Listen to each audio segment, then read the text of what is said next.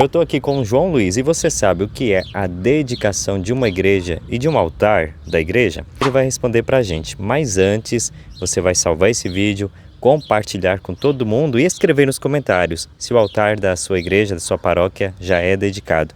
Por que tem que dedicar o altar da igreja, o João Luiz, e a igreja? Então, a dedicação da igreja e do altar é um rito litúrgico, é uma celebração litúrgica. São Pedro vai dizer para nós na segunda carta, é um livro que nós temos na Bíblia, a segunda carta de São Pedro vai dizer que nós somos as pedras vivas do edifício espiritual que é Cristo. Isso implica dizer que nós somos a igreja de Cristo. E comumente a gente chama os nossos templos de igreja, porque é nestes templos que nós celebramos a liturgia, a celebração do povo de Deus. Então a igreja consagra o templo, o edifício, através da dedicação. E aí já aproveita o ensejo para consagrar também o altar. O altar representa o próprio Cristo para nós. O Cristo que, já dizia a carta aos Hebreus, é o sumo sacerdote, a vítima verdadeira e ao mesmo tempo o Cordeiro. Então nós dedicamos o altar também para lhe conferir essa dignidade especial. Nesse rito de dedicação, tanto da igreja quanto do altar, há algumas simbologias importantes. Por exemplo, na dedicação da igreja, nós fixamos 12 cruzes nas paredes ao redor do templo, indicando os 12 apóstolos, que são os pilares da nossa fé católica, deixado por Nosso Senhor. E tanto o altar quanto essas cruzes nas paredes, eles são ungidos com o óleo do crisma, que é um óleo que é consagrado na manhã da quinta-feira santa. E esse óleo, ele simboliza a força e a presença do Espírito Santo. Então, o bispo, que é o pastor da igreja local, é o sucessor dos apóstolos, é quem preside esse rito, e ele vai então ungir as 12 paredes, as 12 cruzes ao redor das paredes do templo e o altar. E também sobre este altar, na parte de baixo do altar, vai ser depositadas também relíquias de santos. Geralmente essas relíquias podem ser de mártires ou de outros santos que não sejam mártires, mas preferencialmente de mártires. E por que essas relíquias são geralmente de mártires? Para nos lembrar do nosso culto dos primeiros cristãos. Esse culto que era celebrado nas catacumbas, às escondidas. Então nós depositamos sobre o altar, abaixo do altar, as relíquias dos santos mártires, exatamente para honrar essa nossa tradição cristã, essa nossa tradição católica dos primeiros séculos.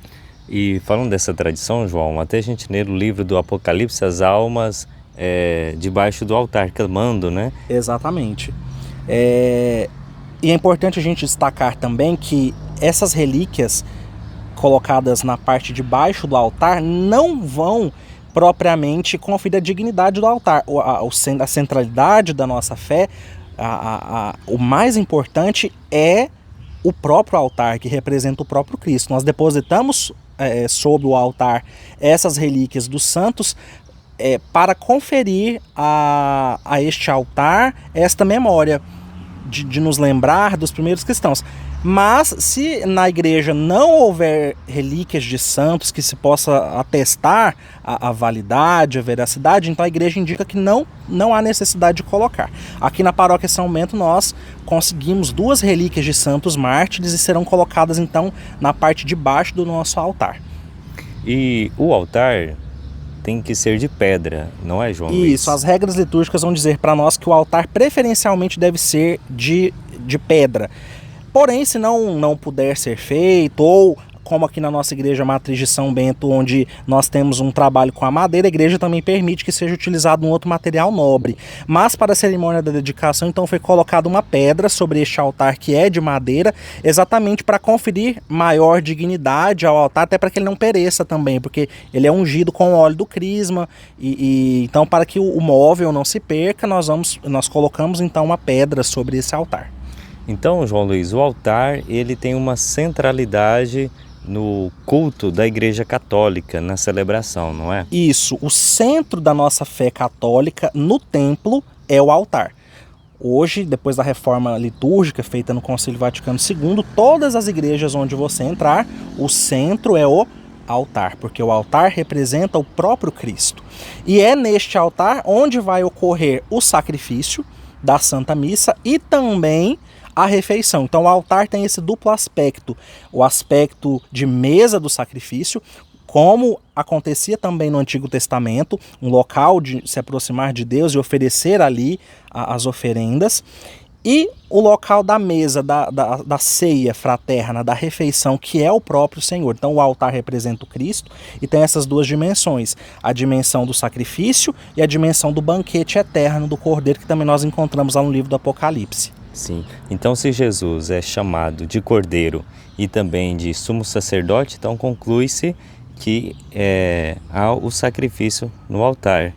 Exatamente. Todas as santas missas nós renovamos esse sacrifício. E é interessante e importante nós destacarmos que para nós católicos não é um teatro, não é uma repetição de atos, é uma renovação do sacrifício. Todas as vezes em que nós participamos da Santa Missa, o sacrifício é renovado. Nós vemos nosso Senhor que se oferece novamente para nós como se ofereceu aos apóstolos, em corpo, sangue, alma e divindade. E aquele pedaço de pão não é mais pão. Aquele pouco de vinho não é mais um pouco de vinho, se tornam o corpo e o sangue de nosso Senhor. Não é simbólico, é a presença real de nosso Senhor nas espécies do pão e do vinho. João Luiz, eu vi o padre também fazendo essa explicação e ele falou que essa solenidade da dedicação da igreja e também do altar, ela é muito importante tão quanto alguma solenidade a Maria. Eu achei interessante porque ele diz que Maria também pertence à igreja. Sim, exatamente. Os primeiros cristãos já veneram a pessoa de Nossa Senhora por sua dignidade e vão confirmar também esta veneração a Nossa Senhora no Concílio de Éfeso, em 431, quando Maria é proclamada Mãe de Deus. Então a igreja reserva uma honra toda especial a Maria, não como Deus, o culto de latria que nós dedicamos a Deus, mas uma honra especial a Maria, porque ela é Mãe de Deus, Mãe de nosso Senhor Jesus Cristo, que é Deus, pessoa da Santíssima, segunda pessoa da Santíssima Trindade. Então a igreja também, ao consagrar a igreja, ao consagrar o altar a Nosso Senhor, também consagra a igreja, o altar, à intercessão materna e valiosa de Nossa Senhora, que é a nossa mãe. É isso, gente. Se vocês gostaram, compartilhe à vontade esse conteúdo. Deus nos abençoe. Amém.